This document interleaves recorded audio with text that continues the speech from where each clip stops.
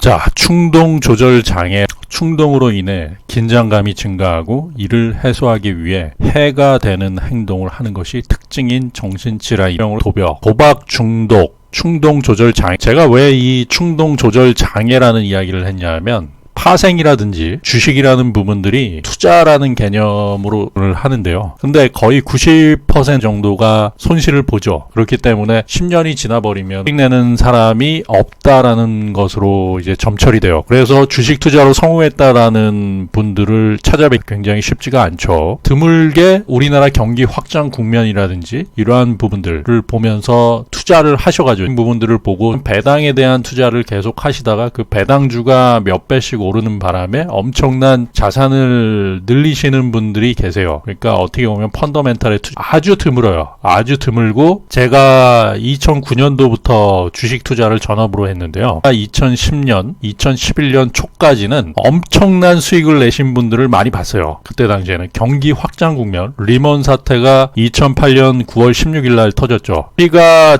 이렇게 하다가 그게 갑작스럽게 2개월 이 사이에 1000포인트까지 빠졌다가 올라가는 순간에서 이제 경기 부양 측면, 그런 측면에서 엄청난 수익을 낸 부분들은 분명히 있죠. 그게 2009년, 2010년, 2011년 초까지였어요. 근데 그 종목들도 굉장히 국한되었죠. 그때 당시에는 유가 30달러까지 내렸다가 80달러 선까지 회복되는 바람에 가장 빠르게 회복된 부분들, 그게 뭐냐면 자동차, 화학, 정유, 조선, 굴뚝주에 있어서 많이 회복이, 경기 부양 국면, 경기 확장 국면에 투자라고 할 수는 있어요. 그 당시에 2009년, 2010년, 2011년 그 초반까지 한 4월, 5월까지 트레이딩 누명이 조금 넘는 분들이 등록을 하고요. 뭐 매일 오시는 분들은 한 10명, 절반뿐이 안 되지만 그 중에 한두 명, 20명 중에 한두 명이 아주 큰 수익을 냈어요. 10억 이상의 수익을 내셨던 분들. 근데 문제는 뭐냐면 경기 하락 국면이 갑자기 찾아오면서 미국 신용 등급이 강등됐어요. 그때부터 이제 손실이 그 30억대, 뭐 20억, 30억이라는 큰 돈을 버셨던 분이 무너지는 부분들을 봤고요. 저는 그 전부터 주식이라는 부분들은 도박이라고 트레이닝 룸에서도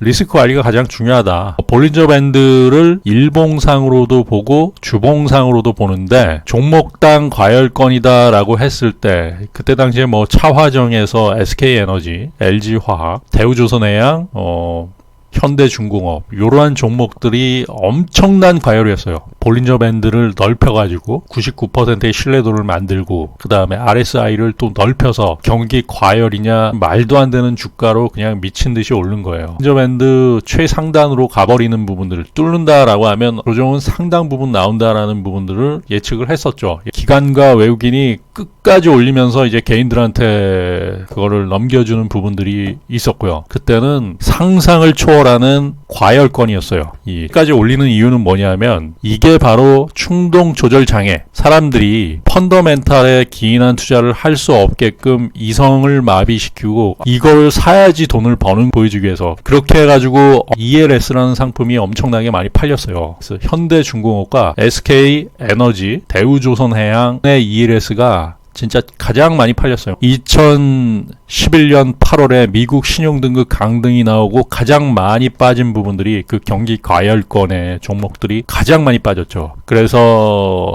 투자에 실패하신 대부분 분들이 뭐냐면 잘 먹다가도 뭐 단기간에 그때 당시에 뭐 한 달 사이에 뭐 30% 40%가 빠진 부분, 절반 이상 빠진 부분들도 있고요. 그래가지고 그 돈을 다 까먹고 신용을 또 쓰게 되고, 신용은 이 충동 조절 장애, 주식이라는 부분들은 충동 조절 장애로 연결될 수 있는 부분들이기 때문에 급작스럽게 무너지니까 꼬리에 꼬리를 무면서 무너지고 거기서 투매가 나오고 반대 매매가 나오기 시작하면서 그게 2012년 5월까지 진행됐어요. 2011년 전체적으로 다 국내 주식시장을 완전히 훑어버렸죠. 주식은 도박으로 접근하는 게 맞다라는 이야기를 드려요. 그다음 왜냐하면 주식 도박이라는 부분들은 이기는 승자가 있고, 도박의 특징이 하우스가 있고 그 다음에 전주가 있고 호구들이 있고 승자가 있고 하우스가 있다. 이렇게 보시면은 어떻게 보면 제로섬 게임에 가까운 게 도박의 특징이에요. 기업 실적이 향상되고 그 다음에 그 가치가 증가하고 결국 장기적으로 보면은 승리자가 되는 게 아닌가라고 하는데, 우리나라 경제가 장기적으로 계속 상승한다라고 보면 그게 맞는 말인데, 지금 현재의 경기 상태는 정체 내지는 상승이라는 말을 쓰기가 굉장히 부끄러워. 외국인들이 한국 정치 상황에 따라서 왔다 갔다 하는 부분들이 많이 있기 때문에 현재 거시적으로 우리나라 경기가 바닥을 찍었든가 국가 경기의 리스크가 어떻게 되어 있는가를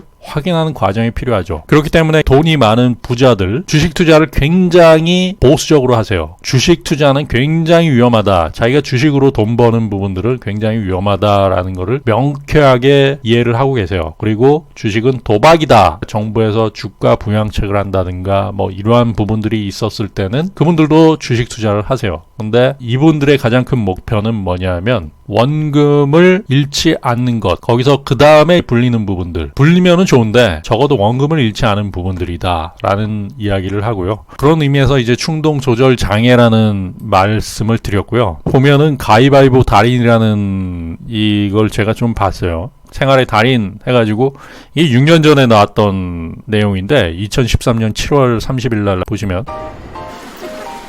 정답은 보자기. 정답은 과연 달인은 순간의 손모양을 포착했을지. 보자기 아닌가요? 보자기. 언제 어떻게 알았어요? 한번 해보세요. 달인의 신통방통한 실력에 놀란 시민. 바이. 한 번 더 확인 들어가고. 요요? 이번에도 맞힐 수 있을지. 무기요. 무? 역시 이걸 보면요, 이 사람은 굉장히 과학적이죠. 가위바위보를 가지고서 주먹의 움직임, 보자기를 내는 주먹과 가위를 내는 주먹을 내는 주먹이 다르다라는 부분들이에요. 가위바위보를 할 때 그 움직임을 파악해가지고 가위바위보 대회에서도 1위를 했다라고 해서, 중요한 거는 그거예요. 확률로 접근을 한다라는 부분이죠. 어떻게 보면 과학적으로 접근을 하는 부분이고요. 주식이라는 것도 그것도 하나의 확률 게임이에요. 확률이 확실해야 된다라는 부분들이고, 그 다음에 기회비용을 많이 가져야 된다라는 거죠. 그러니까 손실이 만약에 4번이 났는데 한 틱 손절이 났다라는 부분에 비해서 먹을 부분이 한 뭐 5% 10%씩 먹는다라고 했을 때 결론적으로는 본인이 이길 수 있는 길로 가는 부분이죠. 그것도 다 확률적 게임이고, 이건 도박적으로 접근하는 부분들이고요. 주식시장에서 실패하는 이유 중에 하나가 인간의 본능은 지수 변동성이 클 때, 그랬을 때 뭐 거의 대부분의 사람들이 추격 매수를 하죠. 이 상품 자체가 가지고 있는 특징이 인간의 본능을 굉장히 자극하는 특징을 가지고 있어요. 제가 예전에 기획했던 부분들이 배팅 시스템을 만드는 부분들을 했었어요. 게임 사이트에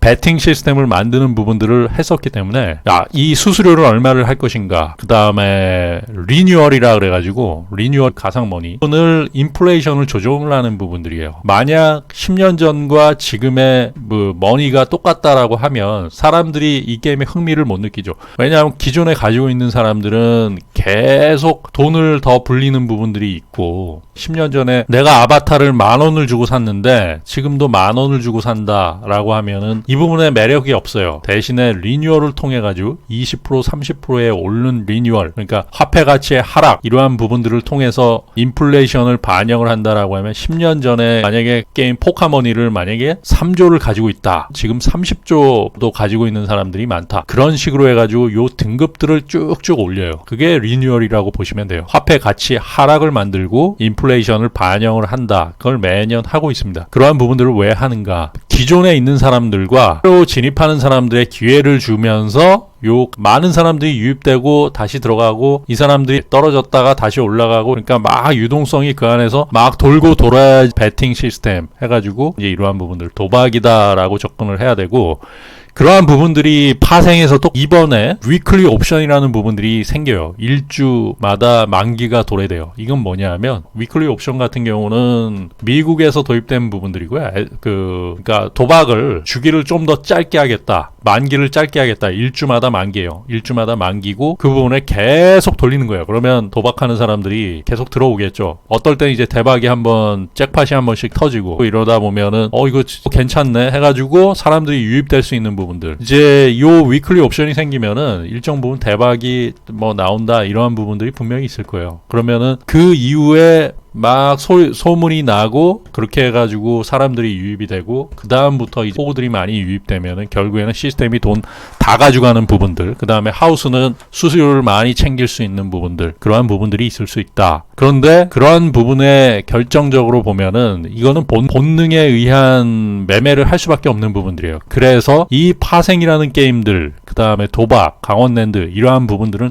충동 조절 장애를 일으킬 수 있다. 이게 뭐냐면 머릿속에 도파민 물질이 배팅이 나가게끔 하는 그 배팅이 나가면서 희열을 느낀다라고 그래요. 해외 선물 하시는 분들이 수익을 못 내는 부분들을 많이 봤거든요. 거기서 수익이 낮다라고 얘기를 하지만 실질적으로 장기적으로 보면 단기적으로 뭐 2, 3개월 이렇게 해가지고 수익 나는 부분이 아니라 거기서 한 3년, 4년 그쪽으로 가신 분들의 지인분들 수익 난 분들이 없어요. 근데 본인이 수익 났다라고 하고 그런데 현실은 뭐냐? 대여 계좌를 쓰고 있고 그거는 거의 끝난 게임이거든요. 대여라는 거는 탈탈 털어가지고 본인의 돈을 다 털어버리는 부분들이에요. 그렇기 때문에 그런 분들은 거의 끝났다라고 보고 정계좌를 쓰지 않는 분들, 그것을 매일과 같이 3, 4년을 한다라고 하는 부분들은 충동 조절 장애자라고 볼 수밖에 없어요. 왜냐하면 모든 패턴은 매일 틀려요. 얘네들이 돈을 버는 패턴이기 때문에, 제로섬 게임의 패턴이기 때문에 어떤 날은 나는 이 매매를 잘하는 부분들이 있어가지고 그 매매를 계속 한다라고 하면 그 매매에서 벌 수 있어요.